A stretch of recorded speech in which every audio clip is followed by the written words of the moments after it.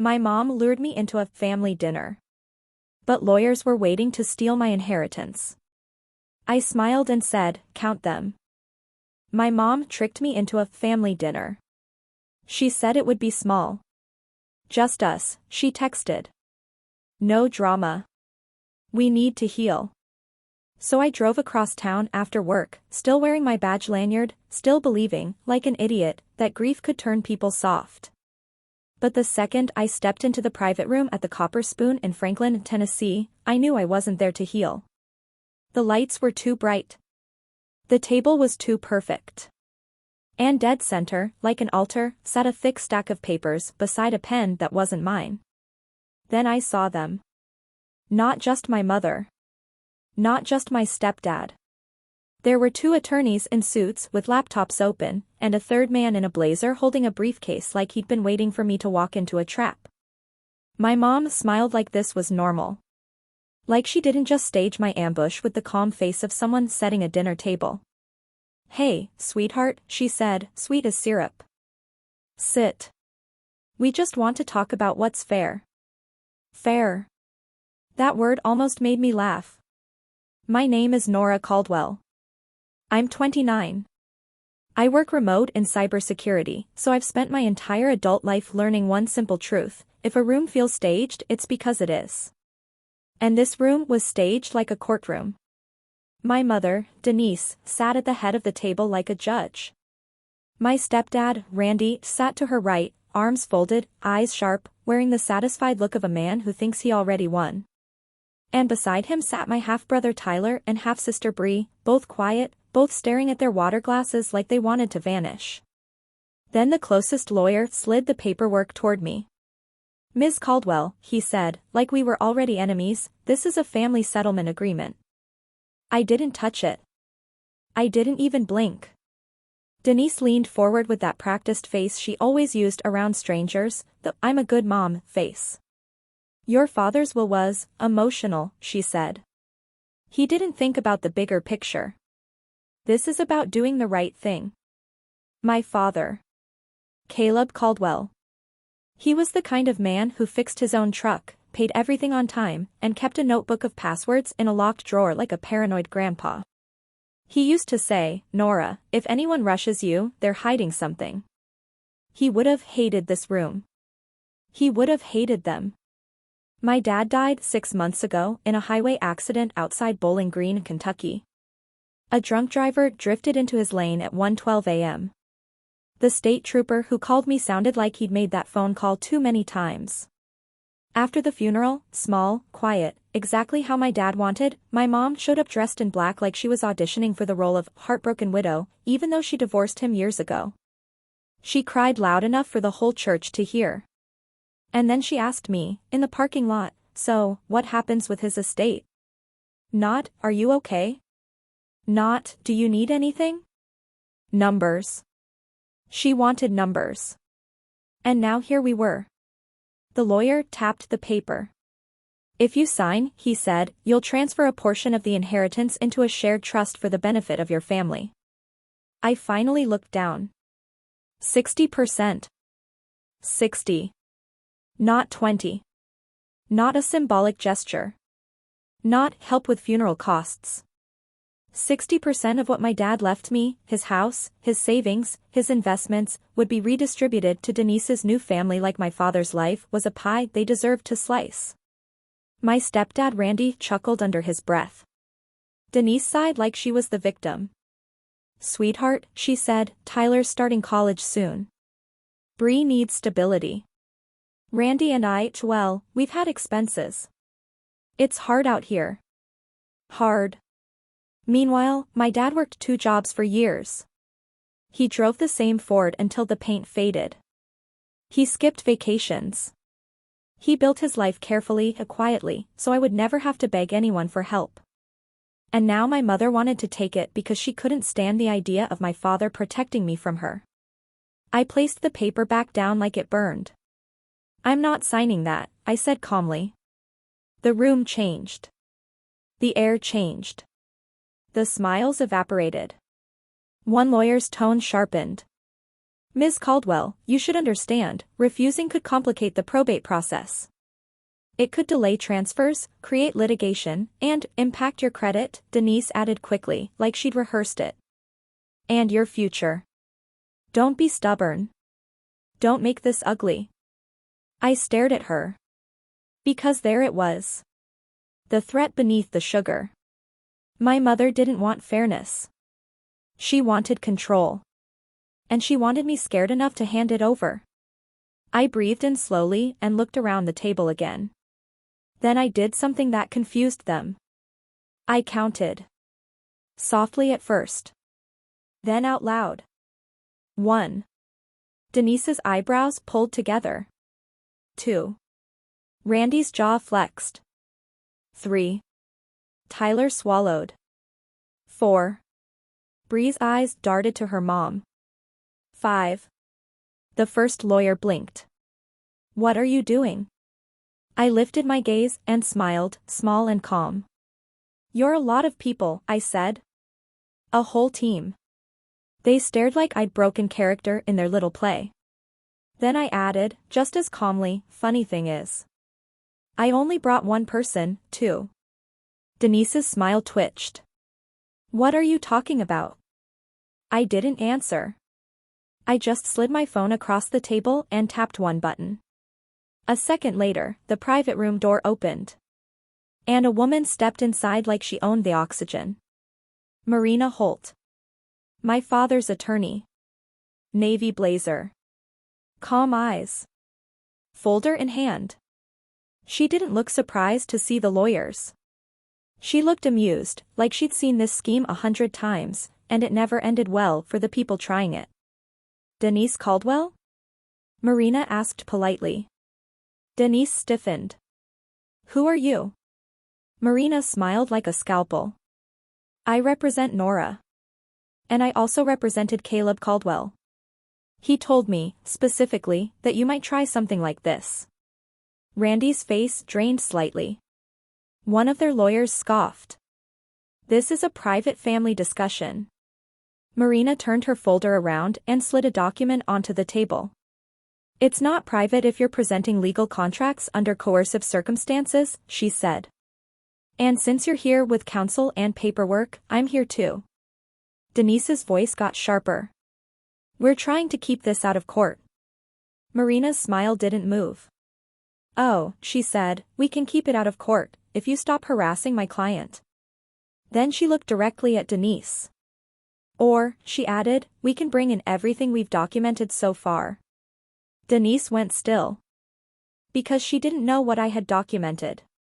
She assumed I'd come alone. Assumed I'd be emotional. Assumed I'd crumble because she's been practicing guilt on me since I was a child. But I wasn't 17 anymore. And my father, bless him, had prepared for this. Marina opened her folder and set down 3 printed pages. Exhibit A, she said. It was a log of messages Denise had sent me since the funeral. You have to think about the family. Don't make this difficult. Lawyers are expensive. It would be a shame if your finances got complicated. Marina set down the second page. Exhibit B, attempted interference. It was a letter from my bank's fraud department confirming multiple failed access attempts on my investment account the week after I stopped responding to Denise's calls. Randy's eyes flickered. Denise's mouth opened, but nothing came out. Marina set down the third page. And Exhibit C, she slid forward a printed screenshot of an email. A fake, bank security alert, sent to my inbox with a link that looked real until you hovered over it. Phishing. Attempted account takeover. Denise's face went pale. Because only 3 people knew which bank my father used. My father. Me. And my mother. Marina's voice stayed calm. If you attempt to access Nora's accounts, if you contact her again outside legal channels, or if you continue to pressure her into surrendering assets she legally owns, we will pursue it as harassment and attempted identity fraud. The room went dead silent. Even Tyler looked shaken. Bree stared at her mom like she didn't recognize her. Then Denise did what she always does when her manipulation fails. She tried to turn it into a performance. "Nora," she said, voice trembling. "How could you do this to your own mother?" And for a second, the old Nora, little Nora, almost surfaced. Almost. But then I remembered something else my dad taught me: people who use family as a weapon don't deserve to call it love. So I leaned back, calm, and said the truth. "You did this to yourself." Randy slammed his hand on the table. "This is ridiculous," Marina cut him off instantly. "No," she said. "What's ridiculous is you brought attorneys to a restaurant to pressure a grieving daughter into signing away her inheritance." One of their lawyers gathered his papers fast, like a man realizing he'd stepped into the wrong mess. Denise's jaw trembled. She stood up sharply, chair scraping the floor. "This isn't over," she hissed at me. Marina didn't blink. "Actually," she said, "it is. If you contact her again, you'll be hearing from law enforcement next." Denise froze, eyes darting around like she wanted someone to rescue her. But no one did. Because without her script, she didn't know what to do. They walked out of that restaurant stiff and silent, like people leaving a funeral for their own plan. I sat there shaking after they left, the adrenaline finally catching up to my body. Marina slid me a glass of water. "You did well," she said quietly. "You didn't get loud. You didn't give them a scene. That's exactly what they wanted." I swallowed hard. "I thought it was over," I whispered. Marina's eyes sharpened with a warning. "It's not over," she said. "Not yet. People like Denise don't stop when they lose. They pivot." And she was right. Because 3 days later, the next phase started. Not emotional manipulation. Not guilt. Digital warfare. It began with a new email, another bank alert. Then a login attempt from a strange device. Then a credit inquiry notification from a lender I'd never contacted. Someone was trying to open something in my name. And suddenly, it clicked: they weren't trying to convince me anymore. They were trying to become me. I didn't panic. I moved like my father raised me. I froze my credit with all 3 bureaus. Enabled 2-factor authentication on everything. Called my bank directly using the number on my card. Changed every password, every security question. And then I did the one thing Denise never expected: I installed cameras. Not because I was paranoid. Because I was prepared. 2 weeks later, on a gray Tuesday afternoon, I got a motion alert on my phone. Someone was near my building mailbox. I opened the live feed. And there she was. Denise. Standing at the mailbox like she belonged there, phone pressed to her ear, looking around like she was checking for witnesses. My heart punched my ribs. Then the second alert popped. Street camera. A dark SUV idling at the curb. Randy in the driver's seat, laptop open on his knees, screen glowing on his face. At that exact moment, my banking app sent a push notification: unrecognized device attempting access. My blood went cold. Because I wasn't imagining it anymore.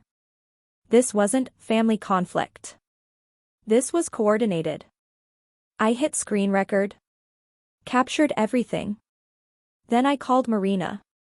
She didn't text back. She called immediately. And her voice was sharp in a way I'd never heard. "Nora," she said, "do not confront them. Do not go outside. I'm filing this with law enforcement and your bank's fraud unit. Today." Within 48 hours, it became an official report. And within 2 weeks, it became something Denise could not cry her way out of: a hearing. Downtown Nashville. Real courtroom. Real consequences. Denise showed up dressed like a respectable mother. Randy wore a suit too tight around the shoulders. Their lawyer tried to paint it as a misunderstanding. She was checking mail for paperwork, he said. Marina didn't even flinch. She played the footage. The mailbox. The SUV. The timestamps matching the bank logs. The phishing emails. The prior threats. And the judge, an older woman with tired eyes, looked at my mother like she'd seen this kind of betrayal before. When the ruling came down, it wasn't dramatic TV prison. It was something better. It was real-world destruction. Heavy fines. Probation. A restraining order. Mandatory fraud prevention program. And the judge referred Randy's activity to a licensing board, because yes, he also happened to be a licensed insurance agent. Meaning his career was about to get complicated, just like Denise promised mine would. Denise stood there, stunned. Not crying. Not acting. Just hollow. Because the moment a judge sees your mask, it doesn't matter how pretty it is. Outside the courthouse, Denise finally tried one last move. She stepped toward me, too close. "Nora," she whispered, voice cracking, "I'm still your mother." I didn't raise my voice. I didn't insult her. I just said the line that felt like my father placing his hand on my shoulder from beyond the grave. And I'm still his daughter. Then I walked away. No scene. No shouting. Just closure. Months passed. My life didn't become perfect overnight. I still missed my dad in ways that hit like a wave at random times, when I heard his favorite song, when I opened a drawer and found one of his old notebooks, when I saw a Ford truck like his in traffic. But my home felt safe again. My accounts were secure. My future was mine. And Denise? Her perfect family started disappearing from social media. Their big shiny life got quiet. No more wine tastings. No more blessed captions. Because blessings aren't something you steal from your child. And the funniest part? The only thing Denise accomplished with her little scheme was proving my father right. He didn't leave me money. He left me protection. He left me wisdom. He left me the backbone to walk into a trap and say, no. This stops here. So if anyone listening is dealing with a family member who thinks your inheritance is their retirement plan, hear me clearly, you are not selfish for protecting what's yours. You are not cruel for setting boundaries. And you are not a bad child for refusing to be scammed just because the scammer shares your last name. My mom tricked me into a family meeting. She brought lawyers. She brought pressure. She brought threats.